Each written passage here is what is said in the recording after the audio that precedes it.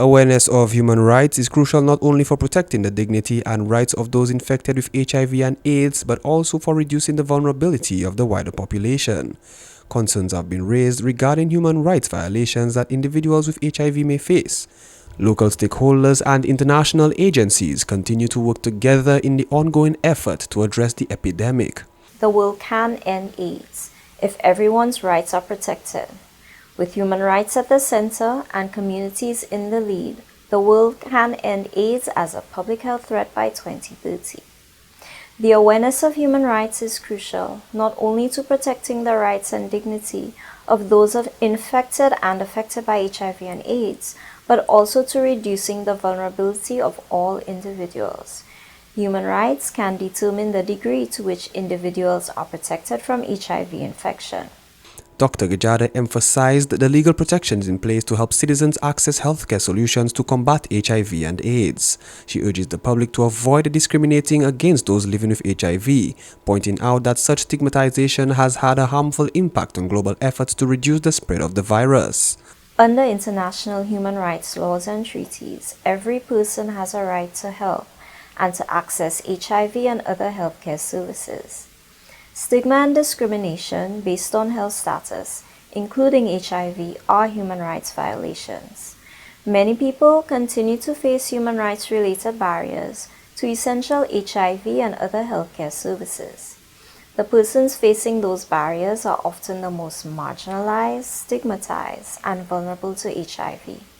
Dr. Gajada highlighted a crucial initiative that allows individuals with HIV to have children without passing the virus to their offspring, citing a significant act that aims to address this concern.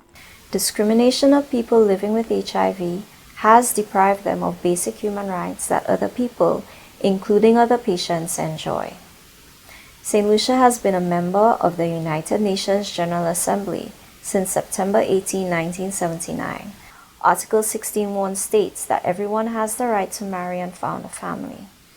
All persons living with HIV have the right to have children, and in St. Lucia, medication is available that women living with HIV who are pregnant can take to reduce the risk of transmitting the virus. She further discussed the efforts by St. Lucia's healthcare system to reduce the local HIV epidemic and provided key statistics to keep citizens informed about the current state of HIV/AIDS on island. Dr. Gajada encouraged citizens to get tested regularly, especially if engaging in unprotected sex, and reminded them to make use of the resources available to manage the virus.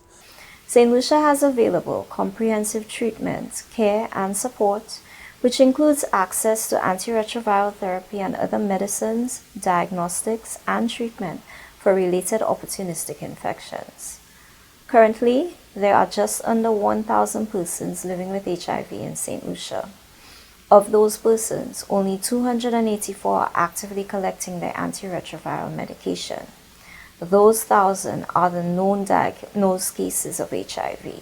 By ensuring equity in healthcare access and eliminating stigma and discrimination, Dr. Gajada believes that St. Lucia can work towards an AIDS-free future. For the DBS News World, Manasseh Stanislas reporting.